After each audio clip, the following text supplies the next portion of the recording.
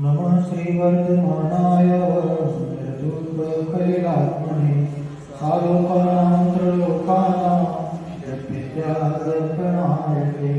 बोले पंच परमेश्वरी भगवान की अनंत से परमेश्वरी भगवान की बोले नायक पार्श्वनाथ भगवान की शांतिनाथ भगवान की दशनायक महावीर भगवान की ओंकेश्वर महाबली भगवान की 24 तीर्थंकर भगवंतों की आचार्य श्री कुंकुल गुरुदेव की आचार्य श्री समंतनाथ जी स्वामी की आचार्य गुरुदेव श्री देवानंद जी महाराज जी की ओम गुरुदेव श्री जयगिरी जी महाराज जी की समस्त आचार्यों की श्री को महाराजों की स्वामी वाणी माता की श्री रत्नचरण श्रावकाचार्य ग्रंथ की जैन धर्म की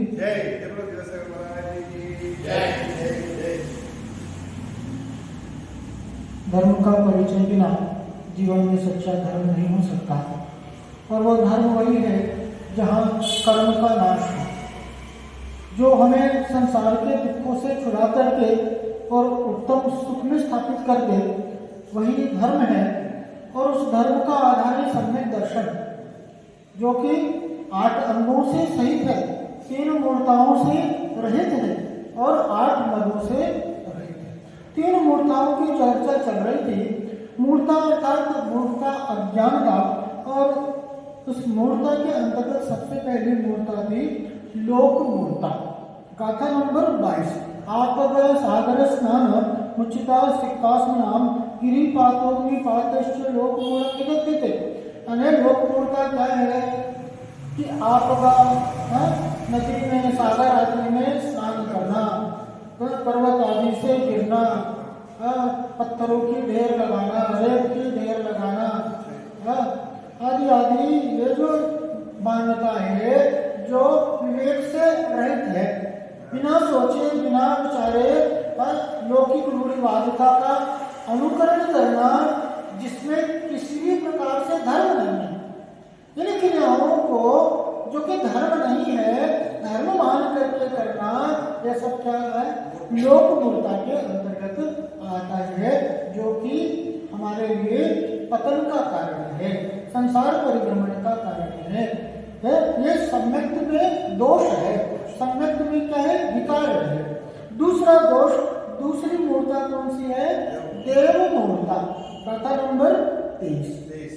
वरोपलिप्स्य आशावान रागद्वेष महिमसा देवता उपासिता देव उच्यते।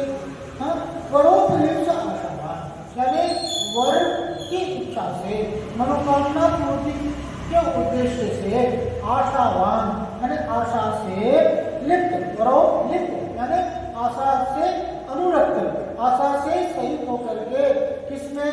वर आदि की चाह में, मनोकामना पूर्ति आदि की इच्छा से सहित राग द्वेष मलिनसा, राग द्वेष रूपी मल से मलिन, राग द्वेष रूपी मल से मलिन, राग द्वेष से अनुरंजित देवता, देवताओं का यथोपासिता जो पूजता है, उनकी आराधना करता है, तो सब क्या है? देव मूर्ता है, देव संस्कृति मूर्ता है। जो मिथ्या दृष्टि होता है या भव्य जीव होता है, वो सारा कार्य किसलिए होता है? उसका सारा धर्म कार्य धम्मम भोग निमित्तम कुंभेन दुःखम मखणाय। क्या कहते हैं? उसका सारा धर्म कार्य किसके लिए है?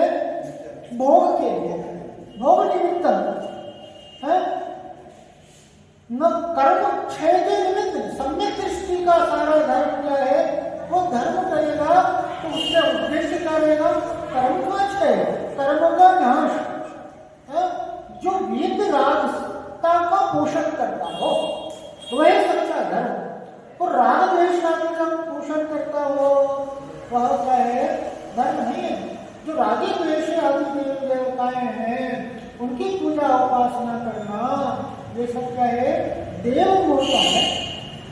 और भी कहा, आचार्य कहते हैं देव जगत्रे नित्यम व्यंतराद्याच देवता समम पूजा विधानेषु पश्यन् दूरं वदेतम्।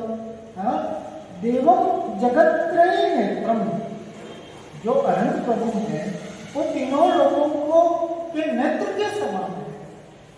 ऐसे अनंत देव के स्थान पर क्या व्यंतराष्ट्र देव था, व्यंतर आदि देवों को, बहुवासी आदि देवों को क्या देवता मान करके उनके स्थान, किनके स्थान पर, अनंत देव के स्थान पर उनकी पूजा उपासना करता है।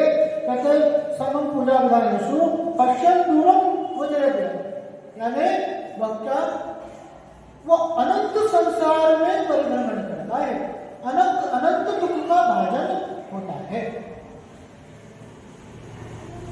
यहाँ पर किसी के बारे में, किसी देवता देवी देवता के लिए यहाँ पर उन पर तो टिप्पणी नहीं कर रहे। यहाँ तो निर्णय करने की बात है कि हमारा उपास्य कौन है।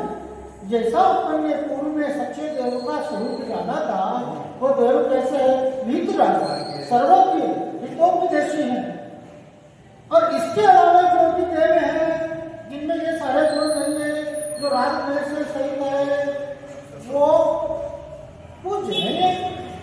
मैंने सम्यक दृष्टि कौन है, जिसकी दृष्टि सम्यक है, और वो सम्यक दृष्टि अर्थात वस्तु स्वरूप जैसा है वैसा का वैसा देखना।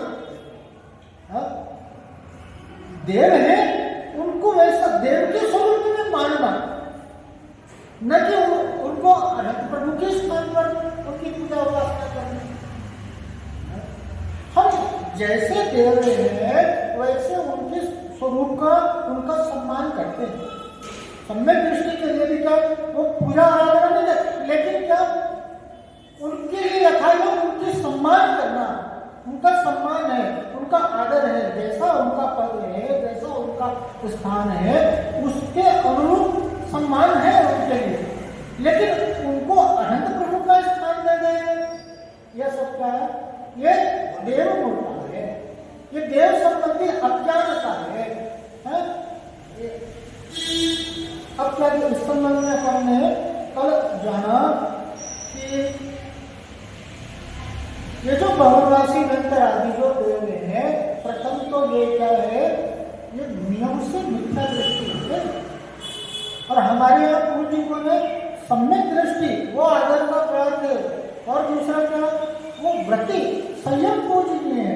अब ये देव अवस्था में पहले तो ये मिथ्या दृष्टि, तो दूर दूर तक संयम का अनुभव कोई है इनके अंदर। तो किस प्रकार से पूजिता घटित होगी। फिर जो जैनी है अपने आप को अवृत्ति जानता है, वो सम्यक दृष्टि से अपनी पूजा आराधना कैसे करवाएगा। जो जिनेन्द्र देव का भक्त है और असंयमी, अपने आप को असंयमी मानता है, तो वो जो सम्यक दृष्टि है, जो व्रती है, उनसे अपनी पूजा आराधना की कामना कैसे करेगा। जो खुद जिनेन्द्र देव का भक्त है, वो जिनेन्द्र देव के स्थान पर जिनेन्द्र देव के समान अपनी पूजा नहीं जाएगा। वो देव प्रसन्न नहीं हो रहे। आप लोग क्या सोचते हैं कि देव की पूजा आदि करने से वो देव प्रसन्न नहीं, वो तो अंदर और आपके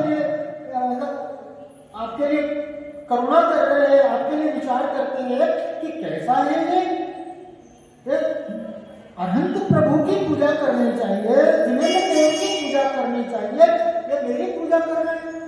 और ये प्रसन्न भी होने से होते हैं, ये सहायता भी होने की करते हैं। जो जिनेन्द्र देव का भक्त है, जो जिनेन्द्र देव का आराधक है,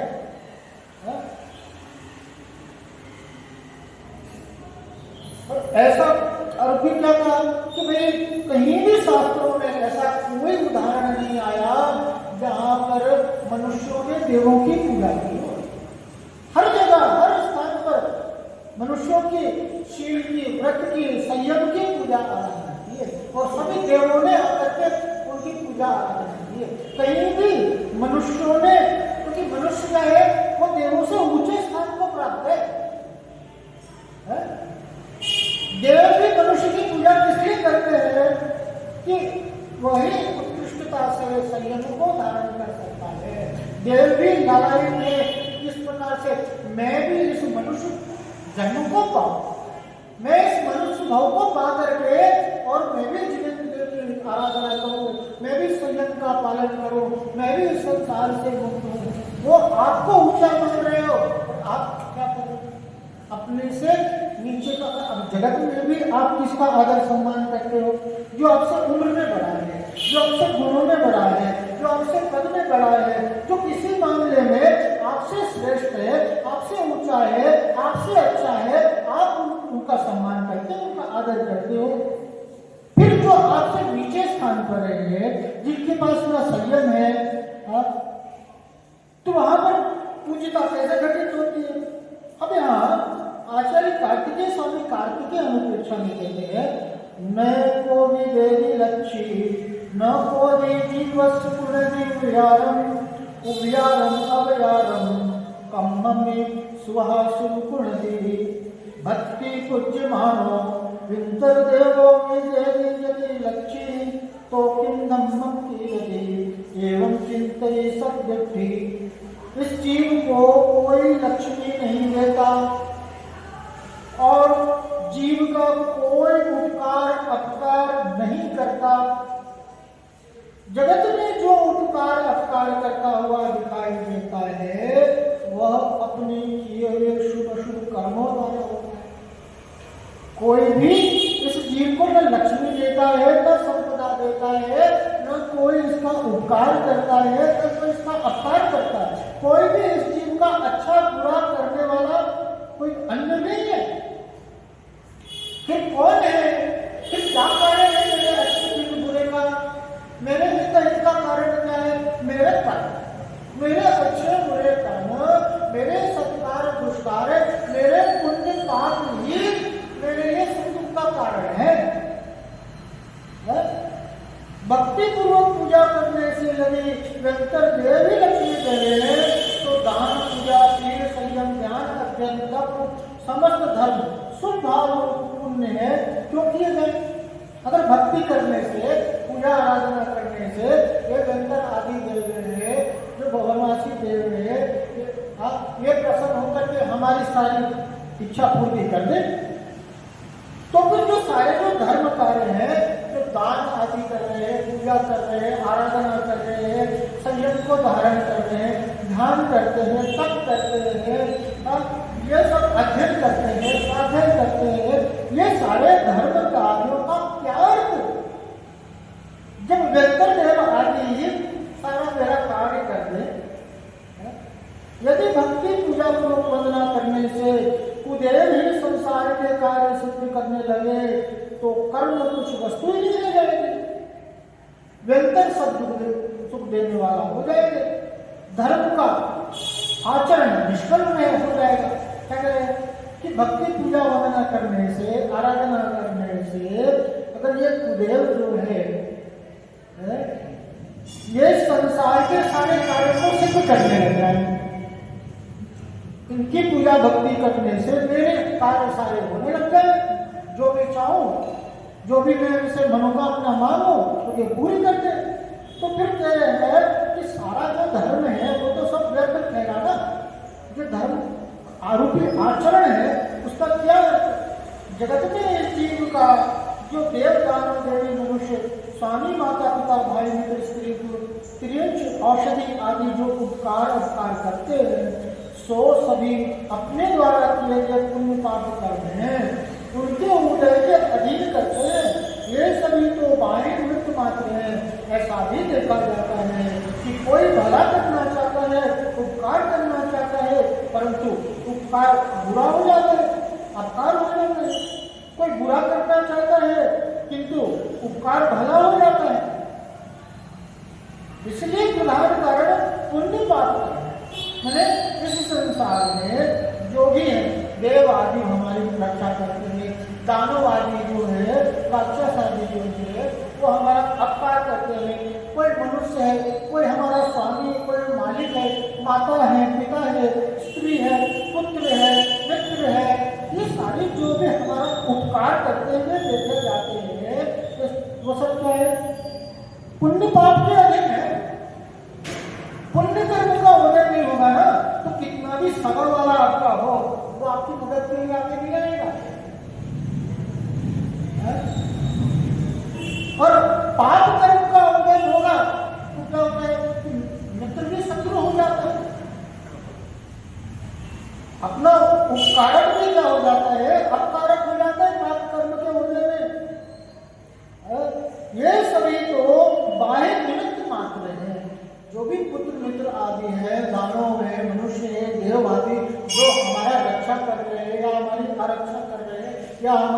अहित कर रहे हैं या हित कर रहे हैं, ये तो निमित्त मात्र है।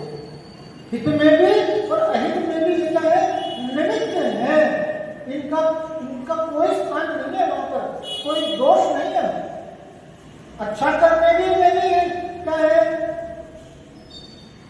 कर्म ही कारण है, ये कारण नहीं है। मूल कारण क्या है, कर्म ही कारण है, पुण्य पाप ही कारण है। इसलिए क्या है, देखो भला करने का चाहता है, बुरा हो जाता है, और बुरा करना चाहता है, पुण्य कर्म का हो गया देखो, तो ऐसा बुरा हो जाता है, बुरा की जगह भला हो जाता है। भाई जहर दिया, जहर किस लिए दिया, मरने के लिए। अब उसको कोई ऐसा रोग था, वो जहर औषधि का काम कर दिया, और है ना, उसका रोग दूर हो गया। तो करने क्या चला था, अब काम करने क्या चला था, अहित हो क्या गया हित। ये किस बात को साबित करता है, तो कोई भी देव हो, कोई भी दानव हो, कोई भी हमारा सहयोगी हो, आदमी हो, ये सब निमित्त मात्र है। पुण्य और पाप ही, है ना, मेरा धर्म अधर्म ही मेरे लिए सहायक है, अच्छे बुरे का कारण है। शास्त्रों में लिखा है, चांडाल के अहिंसा व्रत के प्रभाव से देवों ने सिंहासन आदि बिना दिए नील, कितने उदाहरण आते। जो चांडाल था, जनपाल चंडाल आदि, तो उसका जो व्रत था, तो क्या हो गया, व्रत के प्रभाव, उसका अहिंसा व्रत था कि भाई मैं अष्टमी चतुर्दशी के दिन क्या करूंगा, चांडाल क्या होता है, बलि देता है, वो फांसी देता है, तो उस दिन मैं क्या करूंगा, हिंसा नहीं करूंगा। राजा की आज्ञा को नकार दिया उसने, तो क्या हुआ, तो उसके लिए फांसी पर चढ़ाने के लिए जैसे ही राजा ने आज्ञा दी, और जैसे चांडाल को फांसी को, वो क्या हो गया, वो फांसी फूल का हार हो गया। कि ये फूल का हार कैसे हो गया, देवों के द्वारा ये सारा विषय हुआ। नीली के शील के प्रभाव से देवता सहाय हुए, सीता के शील के प्रभाव से अग्निकुंड जलरूप हो गया। सीता का जो प्रतिवता का जो व्रत का नियम था, उस शील से व्रत के प्रभाव से क्या हो गया कि जो अग्निकुंड था वो भी क्या हो गया, जलरूप परिवर्तित हो गया। सुदर्शन सेठ का उत्सर्ग देव आकर के क्या, सुदर्शन सेठ को भी उसके ऊपर रानी ने लांछन लगाया, तो क्या वो उसको देवों ने आकर के जब उसको फांसी पर चढ़ाया जा रहा था, तो उसको भी क्या किया, देवों ने आकर के थाम लिया उसको। और भी जितने ऐसे देवों ने सहायता की, उत्सर्ग दूर किए, देवों के आसन पर मायमान हो गए व्रतशील आदि के प्रभाव से, और देवों ने आकर के सहायता की, रक्षा की। ऐसे हजारों उदाहरण हमारे प्रत्यादि शास्त्रों में देखे जाते हैं। लेकिन क्या भगवान आदिनाथ के 6 महीने भोजन का अंतराय रहा, 6 महीने के लिए तक उनको क्या हुआ, आहार की प्राप्ति नहीं हुई। तब किसको आकर के किसको आहार देने की विधि आदि बताई क्या, कोई देव आया क्या, आदिनाथ भगवान 6 महीने तक उनको आहार की प्राप्ति नहीं हुई, उनको विधि नहीं मिल रही थी, कोई देव आया स्वर्ग करके। पहले तो गर्भ में आने के, तो भगवान गर्भ में आए थे, जब जन कल्याण आदि, तो देवों ने आकर के जन कल्याण आदि बनाया, सुमेरु पर्वत पर ले जाकर के उनका अभिषेक किया, 1000 पंडितों से उनका अभिषेक आदि किया, ये सारे इंद्रादी देवों के द्वारा ये सारे किया। और भी जन्म से लेकर के जब तक मुनि पद धारण नहीं किया, तब तक क्या भिक्षा पात्र के लिए, उनके लिए भोजन वस्त्र आदि की व्यवस्था सब देवाकर के करते रहे। लेकिन इस काल में, इस आहार अंतराय के काल में किस देव ने अपनी मदद की, भरत आदि 100 पुत्रों को तथा ब्राह्मणी सुंदरी पुत्रियों को मुनि श्रावकों का सर्व धर्म पढ़ाया था।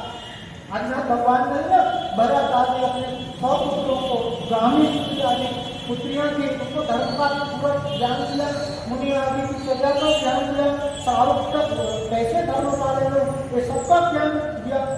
तो उन्होंने भी विचार किया, किसी ने भी आकर के कुछ उपाय दिया गया, भगवान भी अब मुनि होकर आहार के लिए क्या कर रहे हैं?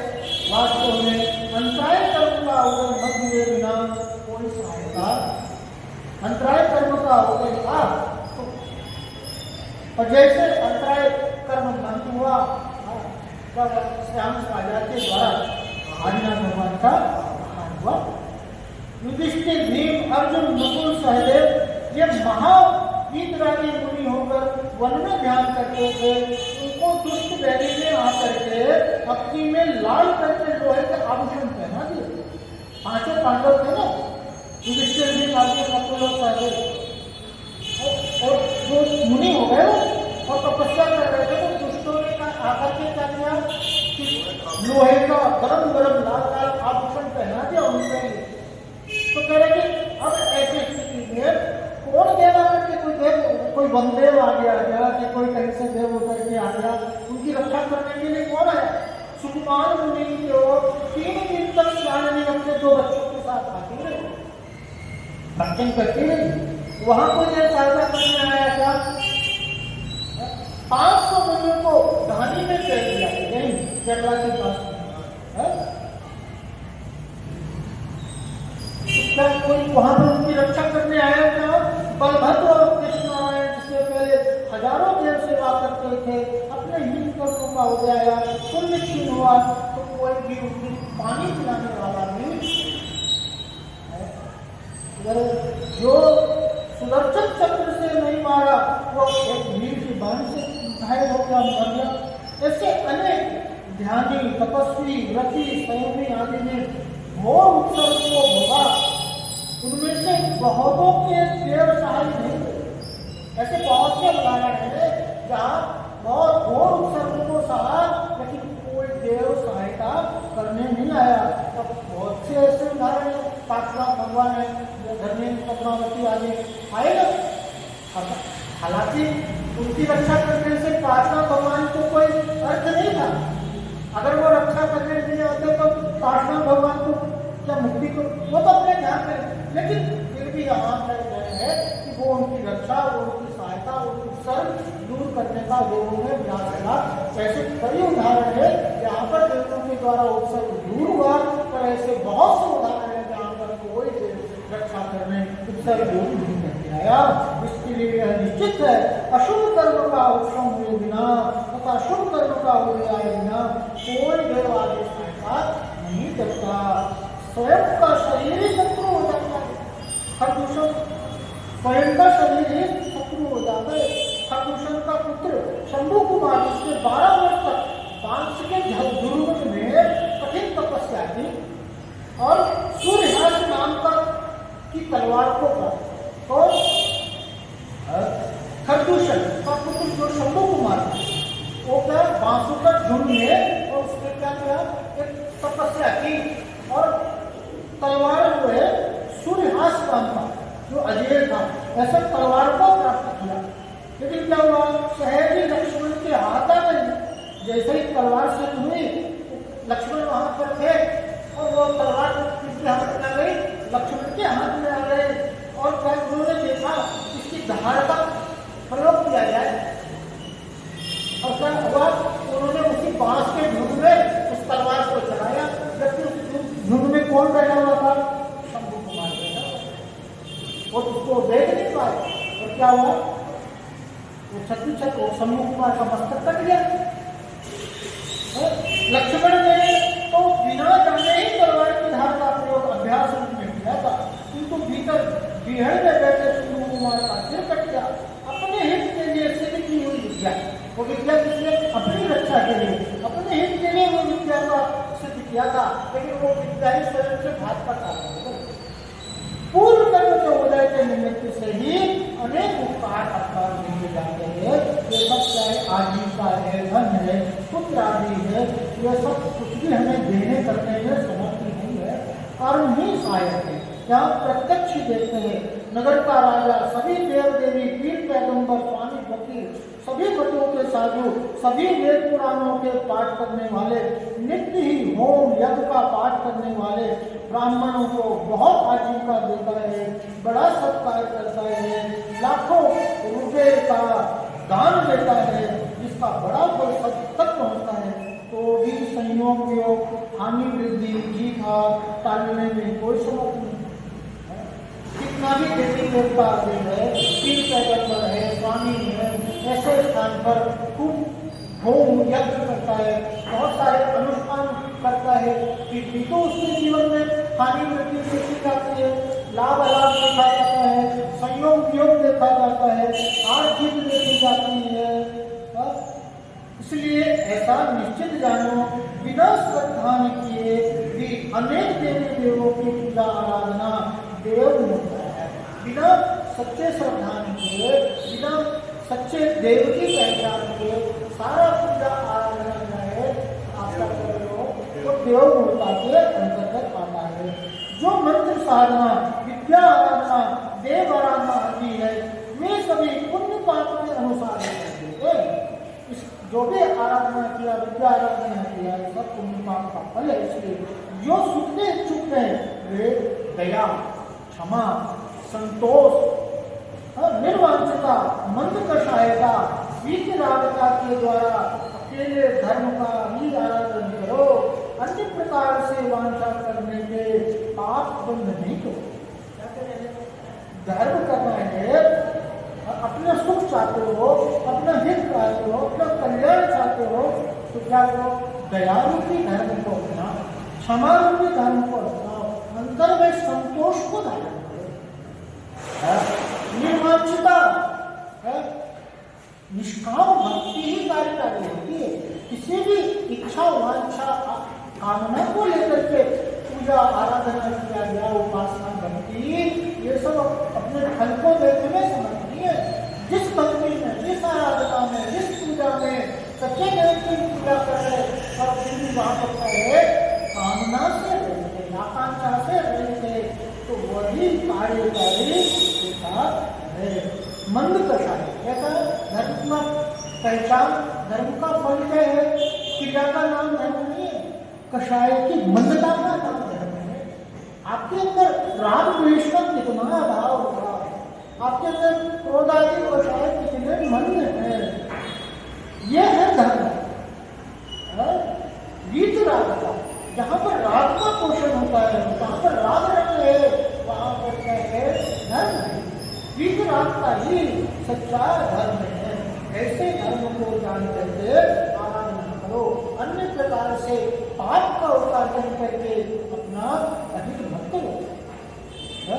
यदि देवों की संगति करने की इच्छा हो तो उत्तम सम्यक दृष्टि स्वधर्म इंद्र सचेंद्राणी लोकांतर देवों की संगति करने का दावा हो।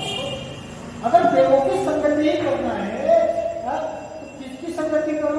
स्वधर्म ऊपर के देव है ना, लोकांतिक देव है, स्वधर्म है, सचेंद्राणी है, उनकी संगति करो। अन्य अधम देवों से की सेवा करने से क्या प्राप्त होगा?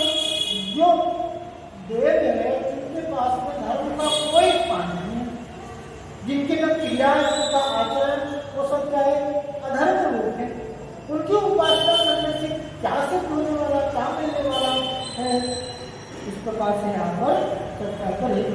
अब देखो क्या करें, अभी क्षेत्रपाल आदि के पूजन का निषेध करें। बहुत से लोग मिथ्या बुद्धि के कारण मंदिरों में क्षेत्रपाल की स्थापना करते हैं और प्रतिदिन उनकी पूजा करते हैं। वो लोग पहले तो क्षेत्रपाल की पूजा करते हैं और क्षेत्रपाल की पूजा करने के बाद जिन्हें देव का पूजन करते हैं वे ऐसा कहते हैं कि जैसे पहले द्वारपाल का सम्मान करना, उसके पश्चात राजा का सम्मान करना चाहिए। द्वारपाल बिना राजा से भेंट कौन कराएगा, वैसे ही क्षेत्रपाल बिना भगवान की भेंट मिलाप कौन कराएगा। क्षेत्रपाल की पूजा आराधना इसलिए करते हैं कि इसी के माध्यम से ही मेरे लिए भगवान से की प्राप्ति होगी, जब उनसे मिलान होगा, ऐसा है उनका ही मानना है। लेकिन चलिए ये सब क्या है? विवेक से है। अरे क्षेत्रपाल का सहायता करेगा, जो जैनी है उसका तो जन्म से ही अधिकार है, वो जाकर के भगवान की पूजा करे, आराधना करे, उसको किसी की आवश्यकता नहीं है। स्वतंत्र स्वाधीन रूप से और जिनेंद्र देव की आराधना यह सब मिथ्या दर्शन और कुज्ञान का ही प्रभाव है जो नक्षत्र का आदि को महत्व देते हैं। काल के प्रभाव से धर्मेंद्र की पूजा प्रभावना दिखलाने को लोग विपरीत कल्पना करने लगे, सो उन्हें कौन दूर कर सकता है। जैसे पाषाण के भगवान की प्रतिमा में अंगों की सुंदरता और मस्तक की रक्षा के लिए कर्णों को लंबा करके कंधों तक जोड़ देते हैं, उन्हें देखकर सभी धातु की प्रतिमाओं को कंधों जोड़ने लगे, सो वह देखा देखते चलिए। उसी प्रकार अनंत की प्रतिमा को अभी जैसे पाषाण भगवान का है तो जो फन बना हुआ है अधिकतर आप देखोगे तो सब, लेकिन भगवान का वो स्वरूप है क्या, समूह शरण में भगवान विराजमान में है अनंत अवस्था में, वहां पर भगवान के ऊपर में हाँ। लेकिन क्या हुआ कि जिस प्रकार से पाषाण की प्रतिमा क्या बनाते हैं तो उसकी मतलब मस्तक की मजबूती के लिए कान को क्या करते हैं, कंधे तक टच कर देते हैं क्योंकि उसका सहारा हो जाता है। तो उसको देख करके धातु की प्रतिमा जो बनने लगे, हालांकि धातु की प्रतिमा स्वयं में इतनी मजबूत उसको इस प्रकार के सहारे की जरूरत नहीं है, लेकिन पाषाण की प्रतिमा को देखा देखिए क्या हुआ, कैसा आकार बनाने लगे। पाषाण की प्रतिमा में कान कंधे तक छूता है तो क्या धातु की प्रतिमा के भी कान वैसे लंबे करने लगते। उसी प्रकार से हम के सहित रेखा प्रतिमा बन गई होगी तो ऐसे पहचान ही बन गई, यानी पाषाण भगवान की प्रतिमा अर्थात है तो हर से सहित। लेकिन यह सब क्या है, इस प्रकार देव देवता के अनेक भेद है, गणेश आदि सभी को करे इनको आदि जितने भी देवी देवता है, अग्नि आदि है, वायु आदि है, इन सबको देव मान के पूजना यह सब देव देवता के अंतर्गत आता है। ये देव देवता अपने जीवन में विचार करने योग्य है। हमारा इस संबंध में चर्चा किसी की श्रद्धा किसी की आस्था पर ठेस पहुंचाना नहीं है, हमारा किसी पर कमेंट टिक्का टिप्पणी नहीं है, हमारा तो स्वयं के लिए निर्णय करने के लिए है कि मेरे पूज्य मेरे उपास्य कैसे हों, जैसा हमें जिनवानी माँ के माध्यम से आचार्य समंतव्रत स्वामी के माध्यम से हमारा जैसा निर्देश उनसे मिला, उसी अनुसार हम अपने पूज्य अपने आराध्य का स्वरूप का निर्णय करके पूजा आराधना भक्ति आदि करेंगे, तभी हम अपने जीवन के अर्थ को अपने पूजा आराधना के सच्चे फल को उपलब्ध हो सकते हैं। ये मूर्ताएं ये अज्ञानताएं अपने जीवन से जितनी जल्दी दूर हो जाए, अपने हित का विचार करके इन्हें जीवन में आचरण में लाना आवश्यक है। इसी मंगल भावना के साथ कि हम सभी के लिए सद्बोध की प्राप्ति हो, सभी का हित हो, सभी का कल्याण हो।